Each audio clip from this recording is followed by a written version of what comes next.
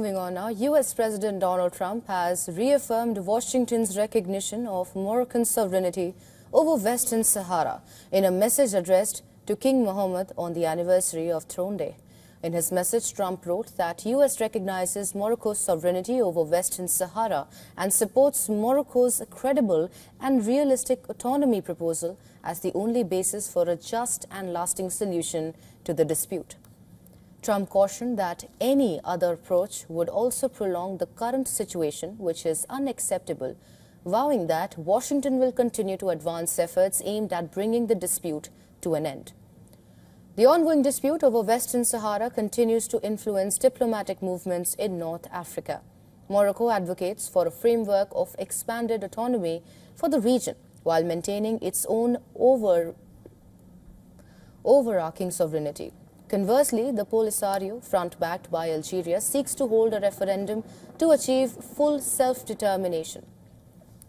The dispute dates back to 1975, when Spain ended its colonial rule of the territory. It escalated into armed conflict between Morocco and the Polisario Front until a 1991 ceasefire.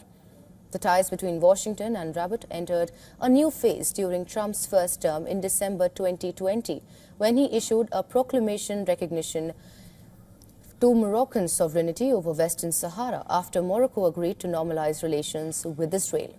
Now, the development comes as tens of thousands of migrants from Morocco entered Spain's enclave of Ceuta, North Africa, in recent days, while deaths from the surge in crossings had risen to at least 67.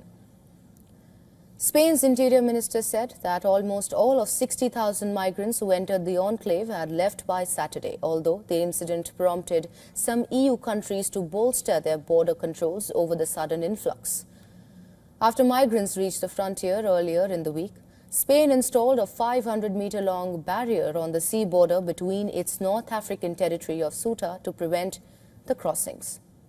Despite the reduced risk, the European Union is all set to hold emergency talks on Tuesday to discuss the influx after tense exchanges between Spain and other member states. The 22 nations issued a joint letter calling for coordinated action and the strengthening of the EU's external borders. In a separate letter to EU chief Ursula von der Leyen, Spanish Prime Minister Pedro Sanchez assured that the Spanish government has restored control over the border, preventing unauthorized onward movement towards continental Europe in less than 48 hours.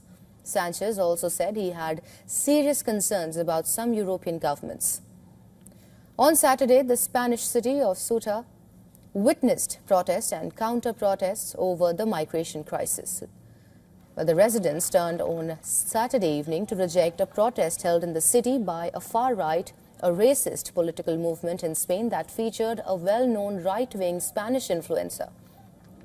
Residents of the city, where an uneasy calm had set in early the day, were crowded a square downtown, chanting slogans like "Faces out of our city" and "Don't come here anymore." Ceuta and the larger Spanish territory of Melilla are located on the northern shores of the Mediterranean coast of the tip of Africa. Both autonomous cities belong to Spain and share the European Union's only land borders with Africa.